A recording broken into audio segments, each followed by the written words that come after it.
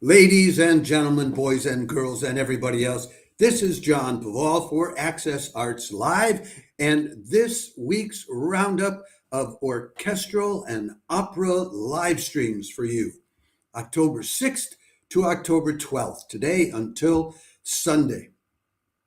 And we have a great lineup for you that includes an absolutely stellar soprano whom I first saw a decade ago, and the memory is indelible for me. We have top conductors like Daniel Gatti and Daniel Harding. We've got, there's an opera this week, Aida, from the Paris National Opera with a great cast. I'll tell you a little bit about that, although I'll also, not everything I'm going to have to do, as usual, a separate live stream about the opera because there's too much information to tell you about that you need to know. And we have top soloists like Pekka Kuusisto playing down in New Zealand and conducting while he plays, and Yuja Wang similarly conducting while she plays in Europe. So this is a great week. Before I go any further, let me remind you, if you're watching this on Facebook, please like the video.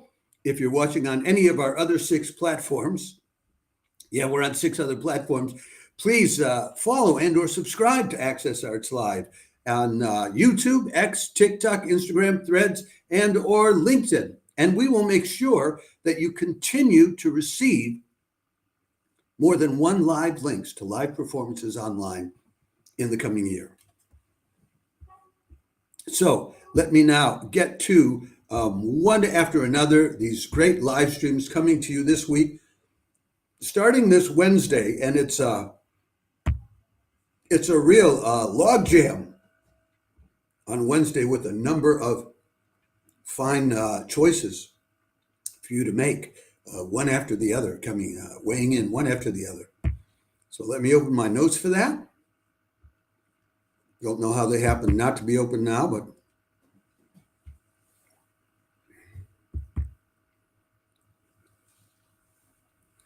okay.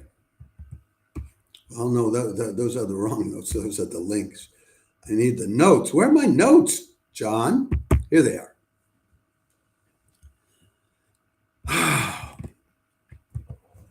Wednesday, October 8th, the Symphonic Capella of Russia and soloist play a selection of pieces by Scriabin, including Prometheus, Poem of Fire for piano, chorus, and orchestra, a piano concerto, and his Poem of Ecstasy.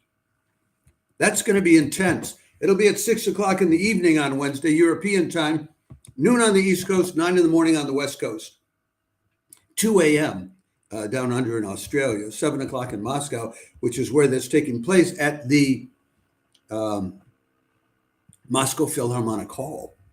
It's the State Academic Symphony Capella of Russia, developed over time. As it is now, it's a choir, it's an orchestra, and with over 200 artists in it. And it was put together. There's the conductor there. Let me put up a picture for you of the conductor as well. Nor do I have that. Valery Polyansky, because he is quite a guy. Polyansky has been around since the 1950s, and he put together the first vocal chamber choir in the old Soviet Union, way back in the 1960s, something like that. And aside from that, this orchestra was founded in 1957, but they were separate. And then this guy, Polyansky, has just had a long, glorious career in Russia, well, in the Soviet Union first, then Russia. And in 1991, they brought together the symphony orchestra and the chamber choir, and he took over. So the guy who's conducting this is a real figure in the Russian landscape. One of the pianists, I can show you one of the pianists that's playing. It's a young guy, an ambitious young guy. It's Valentin Malinin. There's Valentin. And He's still at the Moscow Conservatory. He's only like 24 years old, so he's doing graduate work there. And he won the silver medal, second prize in the 2023 Tchaikovsky competition in Moscow. So he's a good guy. Now there's another pianist who's playing along with him, and she's been around. Now I've lost my own feed, so I don't know what's going on with the restream, the whole restream thing right now. You probably haven't lost the video, but I have. There you go. Okay. Let me move some of these photos around a little bit more for you. The other pianist, she's a generation older, and I'm not sure which one is playing the concerto and which one is playing the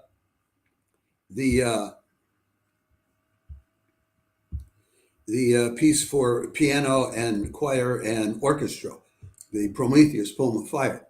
They don't tell us. The other pianist is Tatiana Polyanskaya, and she's been a soloist with this orchestra since she was a student more than 20 years ago.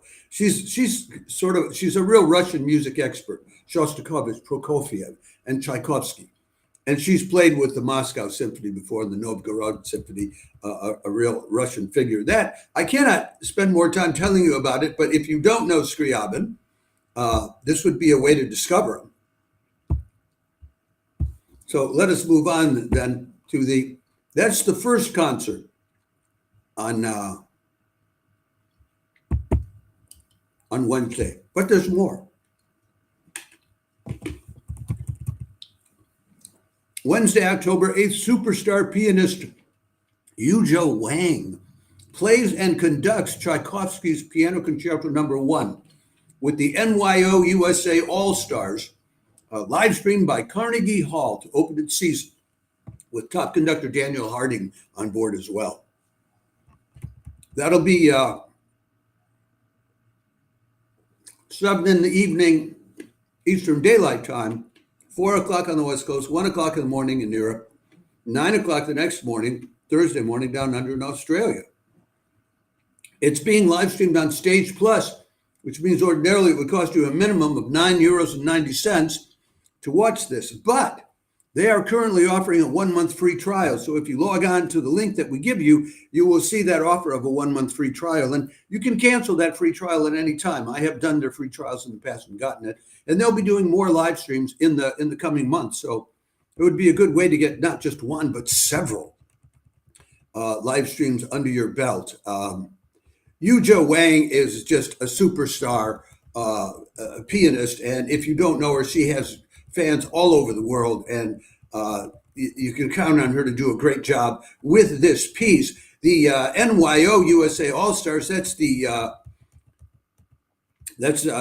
graduates of the youth orchestra who are now in their early stages of their professional career. Daniel Harding will be conducting the rest of the concert, which consists of Bernstein's Symphonic Dances from West Side Story and Stravinsky's Wild Firebird Suite. So this will be really a real kickoff concert. Daniel Harding, for a long time, was the chief conductor and AD of the Swedish Radio Symphony, and he was also chief conductor with the Göteborg or Gothenburg Symphony. And he left both of those. He left Göteborg last May. I think he's done with the Swedish Radio Symphony now, but if he isn't, he because it was supposed to end with 24 and 25. And he's now the artistic director of the Accademia Nazionale di Santa Cecilia, which is another fine musical organization. So onward and upwards for him.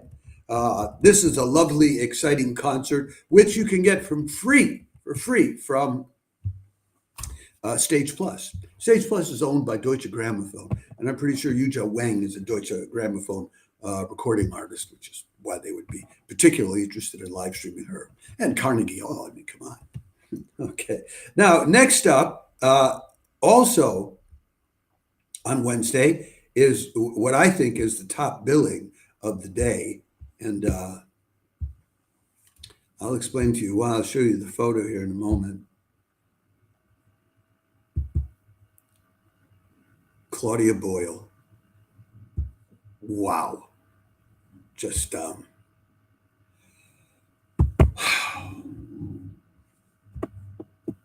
keep her in the main spot. Let me give you a good announcement of this. October 8th, the hauntingly beautiful soprano with an exquisite voice, Claudia Boyle, joins baritone Roderick Williams at the Bournemouth Symphony for a performance of Alexander von Zemlinsky's highly poetic lyric symphony. That will cost you 11 euros. It's not free of charge either. To hear Claudia Boyle sing it is absolutely worth it. This will be at 8:30 in the evening, European time, 2:30 in the afternoon on the East Coast, 11:30 in the morning on the West Coast. Just to tell you about William, I'll tell you about Roderick Williams first. He's an experienced guy, a veteran of the BBC proms, who's been around for a while. I think he's about 50 by now. He's got commercial recordings for Naxos and Signum. He received the Order of the British Empire in 2017 for services to music. He's right up there. He was one of the people composing a new piece for the coronation of King Charles III a couple of years ago. So Claudia Boyle, I first saw her a decade ago, 2015. I was at the Edinburgh Festival, International Festival, and she was appearing in and she's Irish. And I'm not going to give you a long CV about it. Take my word for it. Look, and the opera, it was a contemporary opera called The Last Hotel, which is a hotel that you go to, and then they facilitate ending your life for you if you want to end your life. Very contemporary, very and contemporary also in its structure. So you didn't really have a clear demarcation between, say, recitatives and arias. It just all flowed along. And she played a married woman with children who checks into that hotel to end her life. And it was so compelling. I mean, it was burned into my memory. Her voice, her expressiveness.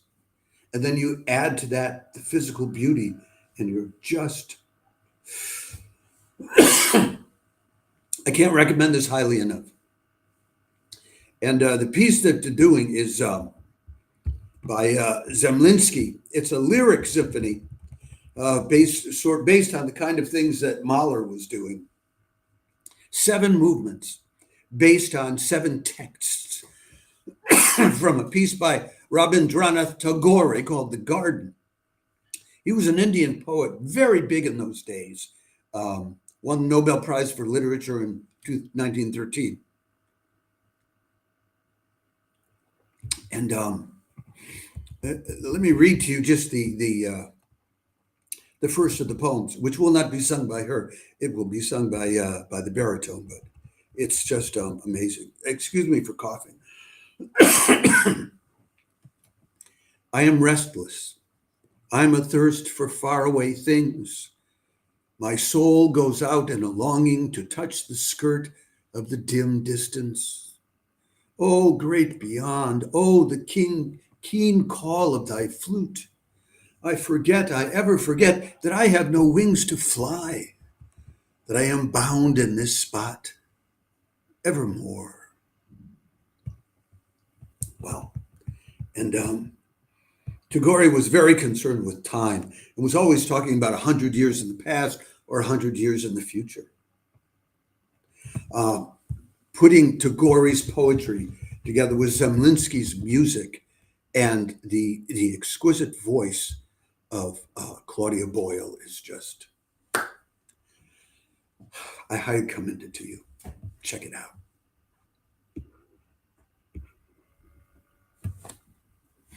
Okay, let's let us then move on to other things now that I have rhapsodized about Claudia Boyle about as much as I could.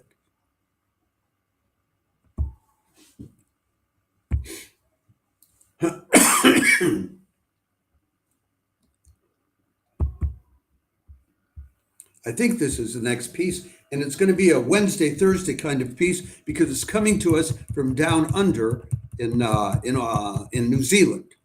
And it's going to be Thursday evening in New Zealand but that's late night in the United States and very early in the morning, Thursday morning, here in Europe. So late night Wednesday night for Americans, very early in the morning for Europeans.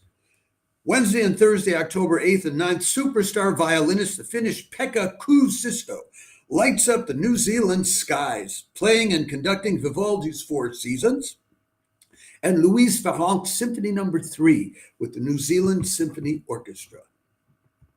Wow, Pekka Kuusisto, whose picture you see there. He is just, let me show you also a picture of Louise Farrenc, who I'm going to talk about a little bit in covering this too. There's Louise Farrenc, but I'll put her over to the side. He's just a ball of fire. This guy is terrific. He plays the violin, he conducts, he's top of the line. He is currently the artistic director of the Norwegian Chamber Orchestra. He's the principal guest conductor and artistic co-director of the Helsinki Phil. He's a violinist, conductor, composer. Tabita Birkeland brought Kuusisto in to play with the Detroit Symphony Orchestra a year ago, when she did her first gig as the principal guest conductor for the Detroit Symphony. So, she really wanted somebody good. And New Year's Eve, the Elb Philharmonie in Hamburg brought him in to play the American Bryce Dessner's violin concerto. And so he's, so he'll be doing the Four Seasons, which everybody knows and everybody loves. But let me tell you a little bit about Louise Farrenc. She was the first in a line, generation by generation, of French women composers or performers. She was born in 1804, lived till 1875. She started out as a pianist, and she was so accomplished as a pianist that by 1842, when she was about 38 years old, that they named her to a permanent post at the Paris Conservatory, which no woman had ever held before that. And she held that post for 30 years until virtually the end of her life. She wrote several piano and chamber music pieces and left behind 3 symphonies. And they're doing the third symphony in New Zealand Wednesday and Thursday. Zoe Zeniodi conducted Farrenc's second symphony in August down under with OSES. So apparently the Southern Hemisphere has really discovered Farrenc. But I want to mention that there were like 3 top women in a row that came in generation by generation, because after Farrenc in 1858, Mélanie Hélène Bonis was born. Also, she went by the name of Mel Bonis because to get her compositions published, it was easier to do it if people thought it was a man named Mel than if they thought it was a woman. So she came along and was at the conservatory in the late 1870s, the 1880s, studying under people like César Franck. And she wrote, and she was unhappily married off by her parents to an industrialist who didn't even like music, so she didn't have the greatest life. And she had so many children. I think he already had like 7 children or something, and she had more with them. And so she couldn't continue playing, but she could continue composing. She wrote more than 300 pieces. And after her then, in 1887, the next generation came along, Charlotte Sohi, who also was a composer, and she was happily married to another composer, and they held a salon in Paris and all of that. So you had like these 3 generations, and in each of them, you can see it getting less difficult for a woman to succeed in the classical world. So she's a big part of that, the first piece in that puzzle. So you might really want to check her out and enjoy this particular concert. That's her, Louise Farrenc. More and more of these women composers are getting recognized these days. So let us then move on. I think we are then on to a concert on Friday, unless there's another one. No, there's another one on Thursday. Coming to us from Finland. And there's the conductor who's, I want to get the soloist here too, who's Osmo Venska. I'll tell you about him. And then the soloist there is this cellist, this absolutely charming cellist. Or is she? I clicked on the picture and I didn't get it. Oh, we are not perfect here, folks. This is live stream, so there are always mistakes there. That's Luca Kutzi. Thursday, October 9th, the Helsinki Phil host rising star cellist Luca Kutzi playing Elgar's concerto under the baton of the esteemed veteran conductor Osmo Venska, along with symphonies by Aulis Sallinen and Charles Ives. You know, I'm seeing more and more concerts where they have two symphonies in them. Last spring it was concerts with two concertos. Now it's two symphonies. Anyway, that's at 6 o'clock in the evening European time, noon on the East Coast, 9 in the morning on the West Coast, 7 o'clock Eastern European time, which is what they have in Helsinki, which also happens to be Moscow time, but they don't call it cultural reasons. Anyway, Venska is conductor, clarinetist, composer, 70, he's in his early 70s. He was the chief conductor of the Lahti Symphony Orchestra and the Iceland Symphony Orchestras. He, for almost 20 years, he was the head guy at the Minnesota Orchestra, and he's currently still their conductor laureate. And with them, there are lots of Swedes and Scandinavians in Minnesota. So with them, he recorded the complete symphonies of Sibelius and Beethoven.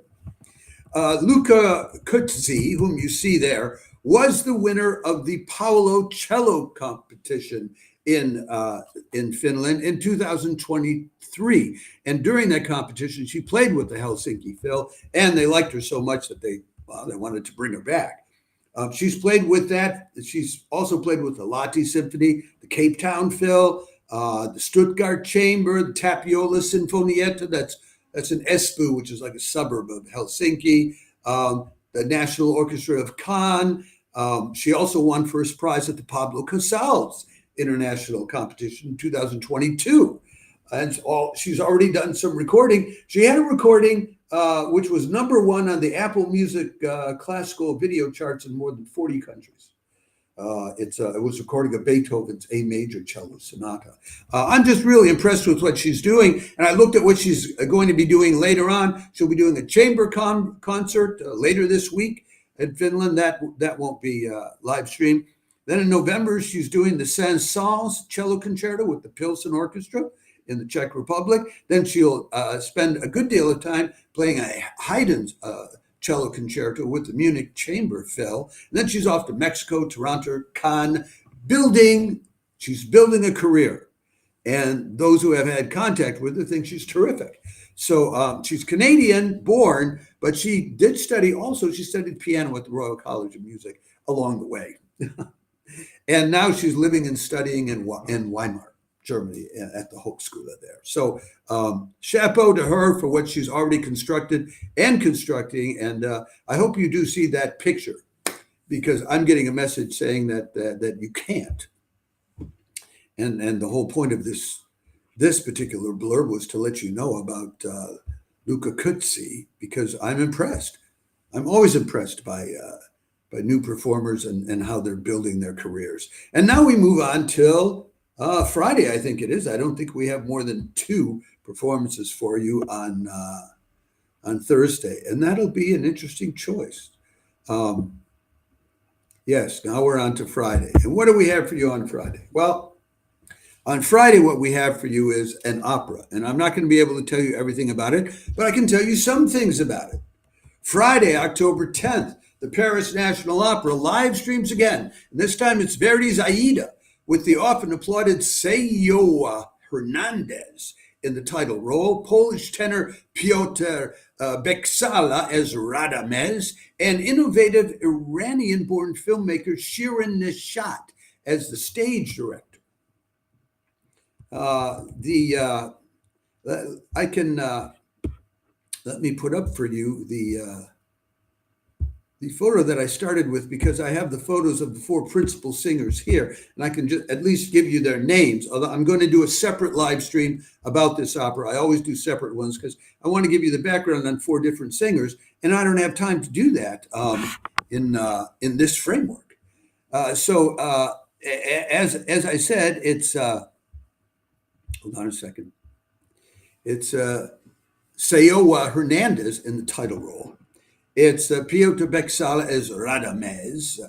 In the and it's Eva Od Ubo and Roman Burdenka make up the rest of the cast. The conductor is Michel Mariotti, who's an experienced conductor with that opera house. There's a lot more to tell you about each of these people. Eva Maud Ubo plays the part of Amneris, of course, which is an important principal part, and Burdenko is Ramfis. But as I said, I will do a better one. What I wanted to do was make sure that if you watch this roundup, you know you've got an opera coming up this week. It's not free of charge.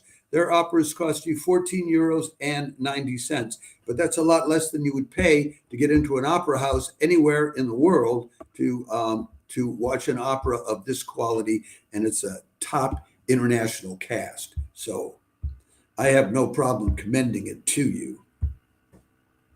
That's on Friday. That's what we have for you on Friday. And I think that's the only thing we have for you on Friday, because we do not yet have announcements, folks.